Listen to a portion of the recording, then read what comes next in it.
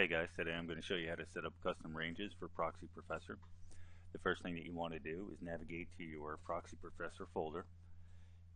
If you installed the program with default settings and it went to C Proxy Professor, you then want to open up your IP ranges folder. You will see a bunch of text files in there with country names. I want you to right click in there, create new text document, name it whatever you want, but I suggest putting a 0 in it so it goes to the top. For this demo, I'm going to put 0 test. I'm going to refresh it so it goes up to the top, and then going to open up the one below it, and I am just going to take a couple lines like that and one line with an IP address, and I'm going to open up the file, text file I made. I'm going to paste this in here. I'm going to change the country to video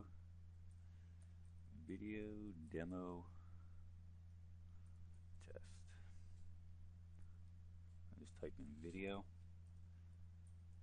and I remove the 19 because I have no idea how many numbers we're going to put in here, and it's not really needed.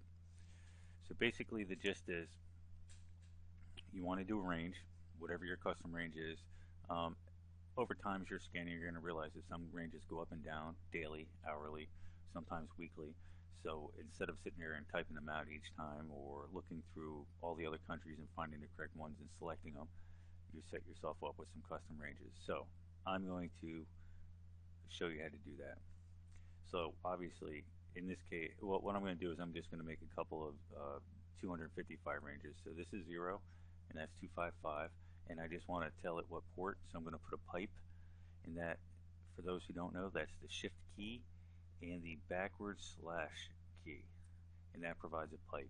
And then any number you put after that will be the port, and you can put in as many as you want. So in this case, I'm going to just make up a couple of ports.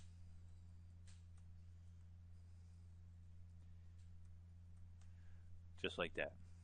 And you can put in as many of these ranges as you want. I'm just going to save this because remember, that's just a demo. I made one a little bit earlier. I actually made a couple of them. This one's fairly extensive. I'm just going to use this one. It's a little bit smaller. So I'm going to show you how to go ahead and scan with Proxy Professor with this custom list right here. So I'm going to close this. I'm going to open up IP ranges. It's going to be at the very top since I made sure it was a 0. That's the first one I showed you. I'm going to use this one instead.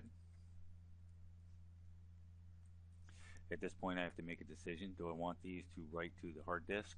And I'm looking at these ranges, and they're all small, so that really doesn't make a whole lot of sense to me. So I'm just going to put them into memory. I put them into memory by either choosing this or not choosing it. So in this case, I'm not going to choose it. I'm simply going to hit Add All, and that's going to take everything in this list and create the ranges and put it in memory. And here we go. It's going to take a blink of an eye, and it's done. It made 5,000 ranges. So now I have to simply decide what I want to check them against. Let's go ahead and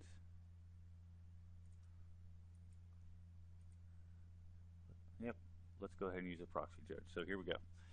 And that's how simple it was. So now I've set up the custom ranges and I'm actually testing.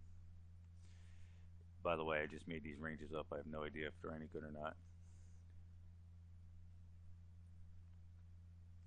Now the idea behind this is you can sit here and make these ranges as large or as small as you want.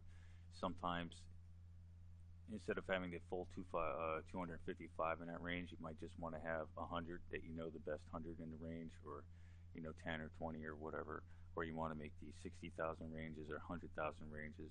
Whatever works best for you depends really what you're scanning for. In my case, I just did an arbitrarily proxy judge case, made up some proxy ranges, completely made those up. I used the 117 number off of some I saw on the list, and I wound up actually getting 3 proxies out of the deal.